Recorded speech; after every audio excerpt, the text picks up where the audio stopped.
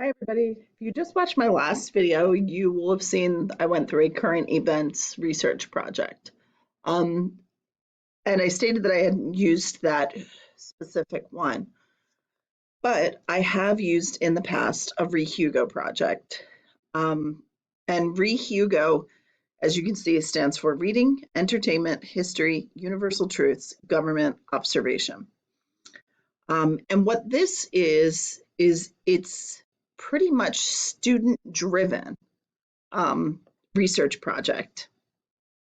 And it brings in different parts of not only the research process, but also it has students look at different media types. So it's not just books that they're reading. I had seen this on numerous websites, probably my AP Lang and composition website, and I thought to myself, how can I actually use this in my classroom? So what I'm showing you is probably a mix of things that I found online and turned it into things that are suited for myself. So I'm taking no credit except for the fact that I used it. So here is an overview that I put together for my students. And I used this when I taught GT10. And it was used the last quarter of the year so that they could get ready for the rigors of AP 11. Because teaching AP 11, so students really struggle with coming to that argument with their actual own ideas and from things that they know in the world. So this is one of the ways that I get them to learn things from things that are in the world. They had to actually take a focus, and from that focus, things that they were interested in, they had to go through and read through the project. So they had to pick a book, and everything had their main focus. So some students looked at the way that feminism was portrayed in Disney films, and what does this feminism look like when they look at it in their own lives. So they had to find a book, read a book. They also had to watch a movie, two movies, and write an analysis. Then they came into class. I gave them a synthesis where they had to write an in-class essay in which they connected what they've done to their universal truth. They then had to look at three universal truths. So choose a quotation that you feel is a universal truth, and I walked them through that. They had to choose three events in history, and they needed to write an essay about those events in history and why it connected with their big idea. And this really got them focused on how to document. Um, they then picked three important current issues.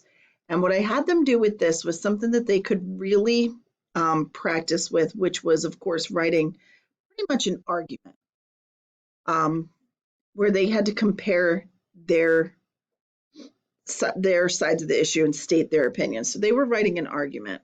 What I also had them do for this was, as they looked at those current events, they wrote rhetorical praises, which was super helpful when they then got into AP 11 because they already knew how to use a praisee.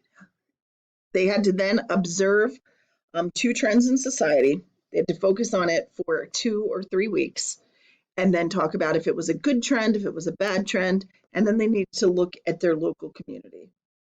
So they had to look at what needed to be improved. I gave them different ways that they could do that, and they needed to write to the editor, send an email, um, try to do something to actually improve their community. They needed to attend a concert or a play here at Perry Hall and turn in their notes. And then they needed to visit museums. I turned this into they could do a virtual visit so that they didn't have to spend any money. And then finally, they had to learn how to create a works cited page. I gave them very specific due dates so they could see how everything was managed. This was sent home before they even started it so that their parents could sign it. And you'll see Miss Cromwell. Hi, Kristen Cromwell, if you're out there. She and I worked on this together. So this was really their project, then they took ownership over it. Um, as you can see, I have so many different documents that go along with this Rehugo.